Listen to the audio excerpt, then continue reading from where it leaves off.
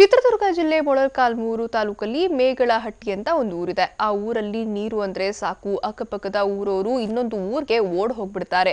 ಇನ್ನು ಅದೇ ಗ್ರಾಮದವರು ಊರಿಗೆ ವಕ್ಕರಿಸಿರೋ ಮಾರಿ ಯಾವಾಗ ಹೋಗ್ತಾಳಪ್ಪ ಅಂತ ಹಾಸಿಗೆ ಹಿಡಿದಿದ್ದಾರೆ.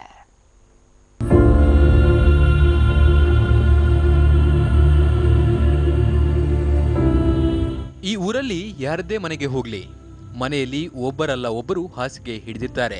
ಒಂದಿಷ್ಟು ಜನರಿಗೆ ಡೆಂಗ್ಯೂ, ಮತ್ತೊಂದಿಷ್ಟು ಮಂದಿಗೆ ಟೈಫಾಯ್ಡ್. ಶಿವನೇ, ಯಾವ ಆಸ್ಪತ್ರೆಗೆ ಹೋದ್ರೂ ಹುಷಾರಾಗ್ತಿಲ್ವಲ್ಲಪ್ಪ ಅಂತ ಜನ ರೋಸಿ ಹೋಗಿದ್ದಾರೆ.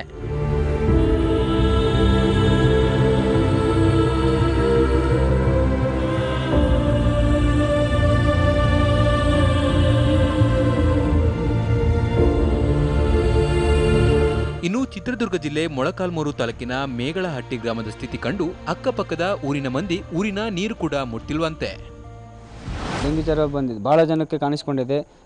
ಭಾಳ ದಿನದಿಂದಲೂ ಆ ಕಡೆ ಈ ಕಡೆ ಪಕ್ಕದೂರಲ್ಲಿ ಆ ಊರಿಗೆ ಹೋದರೆ ಎಲ್ಲಿ ನೀರು ಕುಡಿತಾರೆ, ನಮ್ಮೂರಿಗೆ ಎಲ್ಲಿ ಬರುತ್ತೆ ಅಂತ ಭಯದಿಂದ ನಳುತ್ತಿದ್ದಾರೆ. ಅದಕ್ಕೆ ನಮಗೆ ನಾವು ಎಲ್ಲಿ ಈ ಬಿಸಿಲುಗಾಲದಲ್ಲಿ ಆ ನೀರು ಕುಡಿದರೆ ನಮಗೆಲ್ಲೂ ಬರುತ್ತೆ ಅಂತ ನಮಗೆ ಭಾಳ ಭಯ ಆಗ್ತಿದೆ.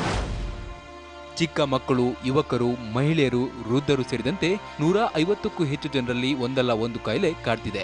ಕಳೆದ 15 ದಿನಗಳಲ್ಲಿ ಸಾಂಕ್ರಾಮಿಕ ರೋಗ ಮತ್ತಷ್ಟು ಉಲ್ಬಣವಾಗಿದೆ. ಜಿಲ್ಲಾ ಆರೋಗ್ಯ ಮತ್ತು ಕುಟುಂಬ ಕಲ್ಯಾಣ ಇಲಾಖೆ ಅಧಿಕಾರಿಗಳು ಗ್ರಾಮಕ್ಕೆ ಭೇಟಿ ನೀಡಿ ಚಿಕಿತ್ಸೆ ನೀಡೋದರ ಜೊತೆಗೆ ರಕ್ತ ಪರೀಕ್ಷೆ ಕೂಡ ನಡೆಸಿದ್ದಾರೆ. ಅವರ ಪ್ರಕಾರ ಇಷ್ಟಕ್ಕೆಲ್ಲ ಕುಡಿಯುವ ನೀರು ಕಲುಷಿತವಾಗಿದ್ದೇ ಕಾರಣವಂತೆ. ಸದ್ಯ ಕಾಯಿಲೆಗಳು ಕಂಟ್ರೋಲ್ನಲ್ಲಿ ಇವೆ ಅಂತೆ.